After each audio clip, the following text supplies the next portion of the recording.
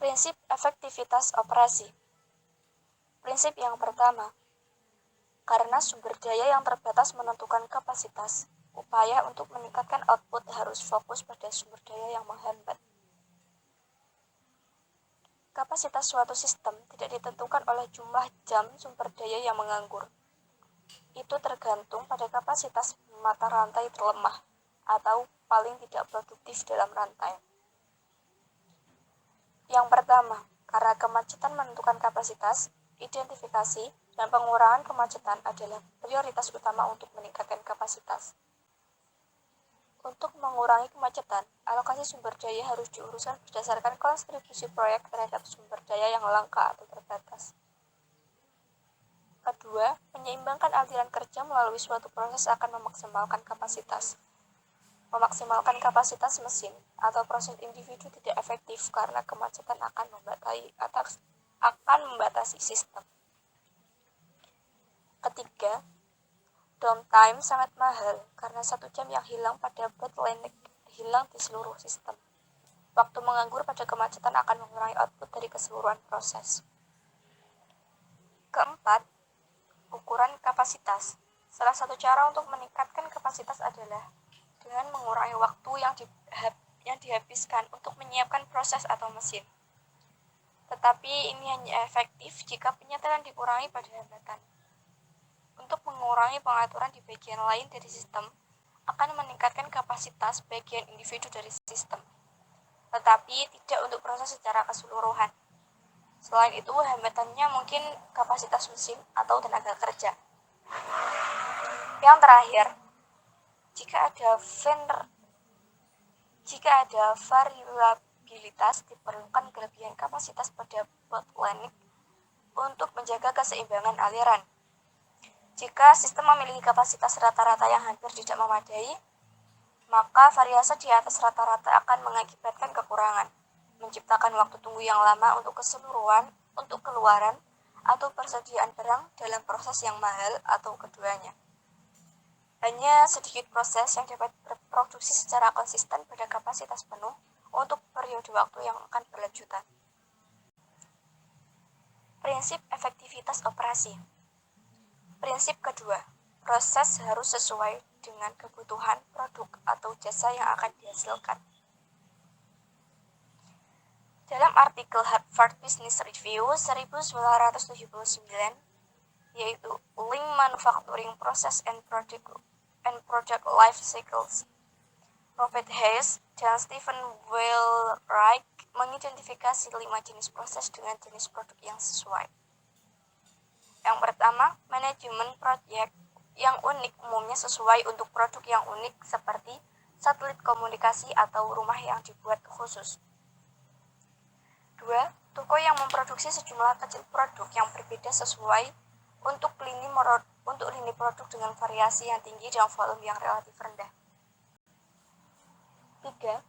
Proses aliran atau batch yang terputus menghasilkan volume sedang dari beberapa produk yang memerlukan tugas yang agak mirip. 4.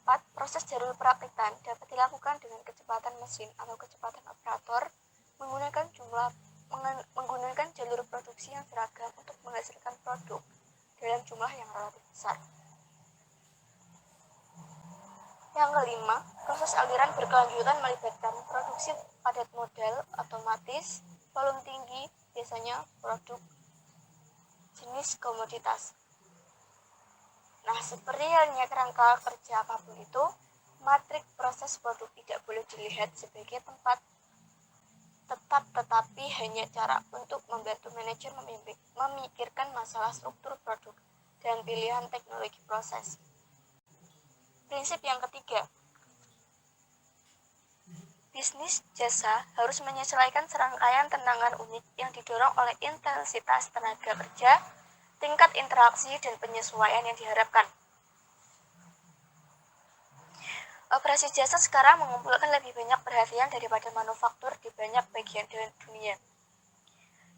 Interaksi langsung dengan pelanggan yang diminta di sebagian besar bisnis jasa menghadirkan salah satu tantangan utama dengan jumlah penyesuaian dan tingkat intensitas tenaga kerja.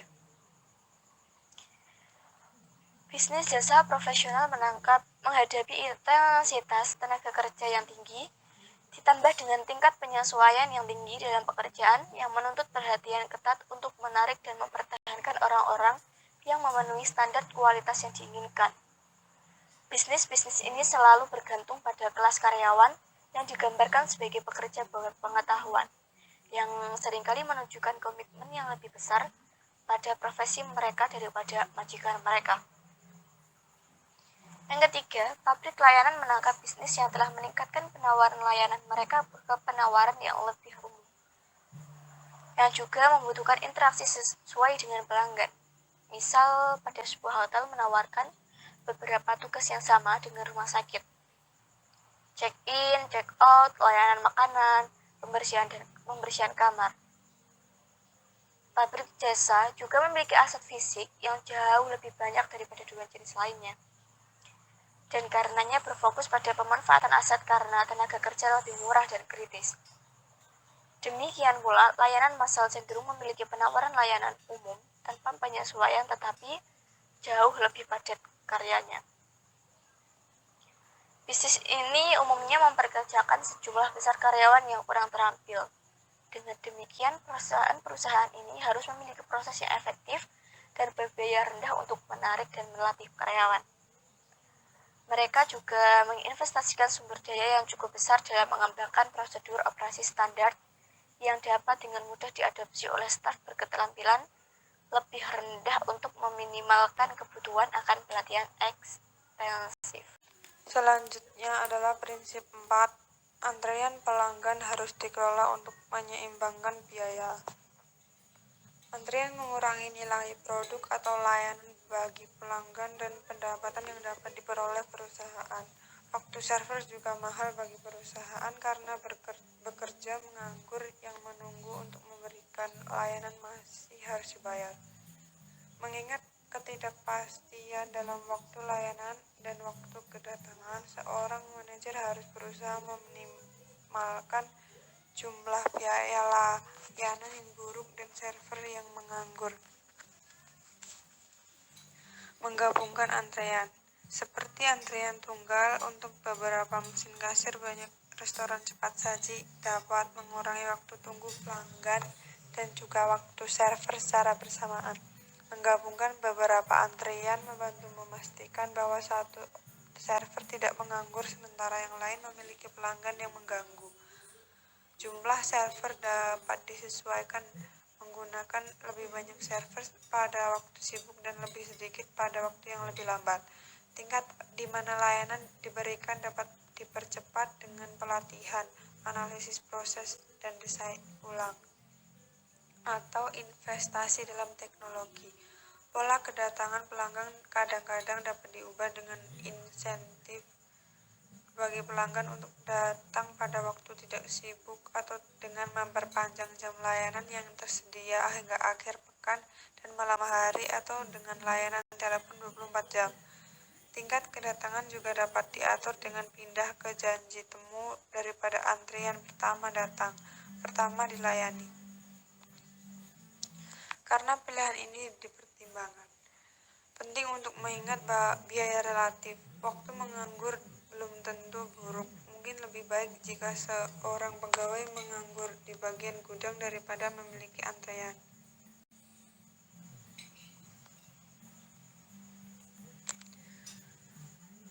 Selanjutnya, prinsip kelima, kualitas tinggi mungkin tidak gratis, tetapi bisa menjadi investasi yang bagus. Program manajemen kualitas yang sukses mengejar kualitas, bukan untuk kepentingan sendiri tetapi untuk meningkatkan nilai bersih yang diberikan kepada pelanggan. Pada tahun 1979, guru kualitas ahli kualitas Bill Crosby menegaskan bahwa kualitas itu gratis, karena seringkali program manajemen kualitas memberikan manfaat finansial yang jauh melebihi biayanya. Misalnya, upaya untuk meningkatkan kualitas secara langsung dapat mengurangi biaya dan dengan menurunkan jumlah cacat atau dengan mengurangi pengerjaan ulang dengan melakukan hal-hal yang benar pertama kali.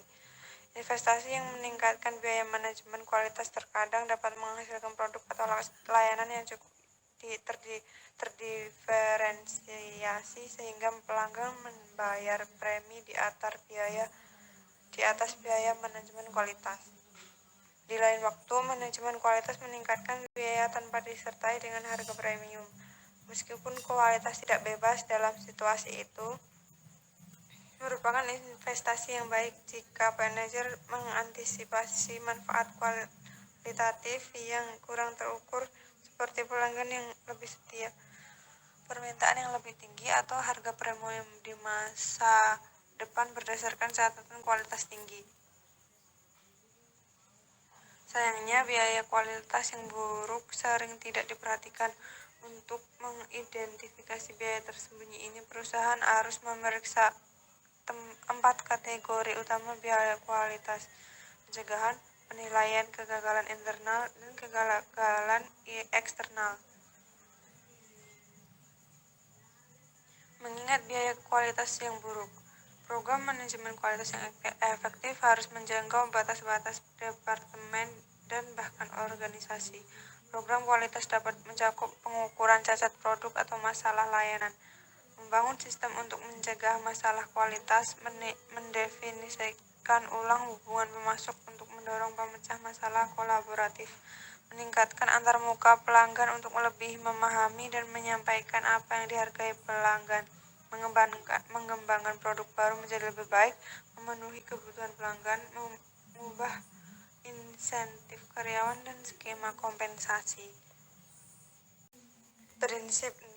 Pencegahan biaya kurang dari inspeksi dan koreksi. Alternatif pencegahan adalah pemeriksaan yang diikuti dengan perbaikan masalah, pemilihan barang mana yang akan dijual dan mana yang akan dibuang. Pencegahan dimulai dengan analisis akar penyebab. W. Edwards Deming mengidentifikasi 2 sumber masalah dasar: penyebab umum masalah kualitas karena manajemen atau desain proses, dan penyebab khusus masalah kualitas karena pekerja individu atau mesin. Penyebab umum bersifat sistemik dan karena kekurangan atau kelalaian dalam desain atau manajemen proses seperti desain produk yang buruk, mesin yang rusak, atau dalam perbaikan yang buruk, program pelatihan yang tidak memadai, kualitas atau penjadwalan bahan yang masuk yang buruk,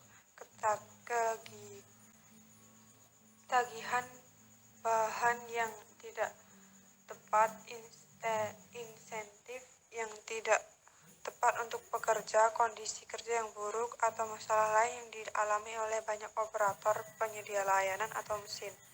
Penyebab khusus disebabkan oleh pekerja atau peralatan tertentu seperti kurangnya keterampilan, kurangnya perhatian. Suatu mesin dapat beroperasi di luar spesifikasi, atau banyak bahan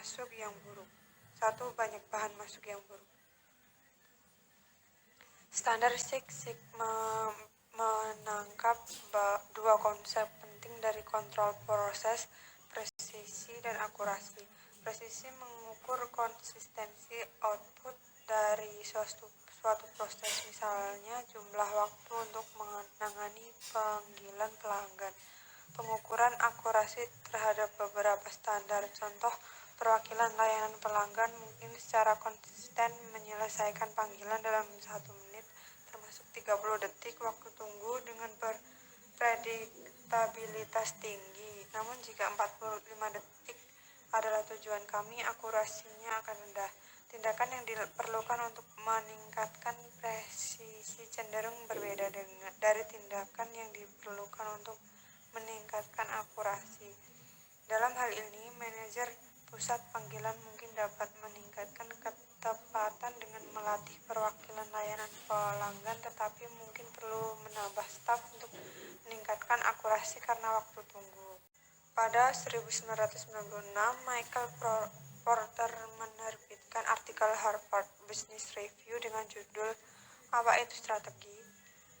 Khawatir bahwa perusahaan telah kehilangan pandangan akan pentingnya strategi, 1 dekade tanpa berhenti mengejar efektivitas operasional untuk menutup kesenjangan biaya dan kualitas dengan berbagai pesaing. Jepang telah menempatkan banyak industri di jalur konvergensi kompetitif. Bagi Porter, pengajaran efektivitas operasional dengan pemikiran tunggal ini akan mengarah pada kehancuran bersama yang berpuncak pada konsolidasi industri di mana yang bertahan adalah perusahaan yang hanya mengungguli yang lain, bukan perusahaan dengan keuntungan nyata.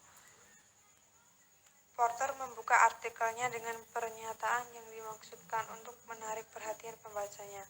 Efektivitas operasional bukanlah strategi. Dia menjelaskan bahwa upaya efektivitas operasional cenderung membawa perusahaan lebih dekat ke batas produktivitas.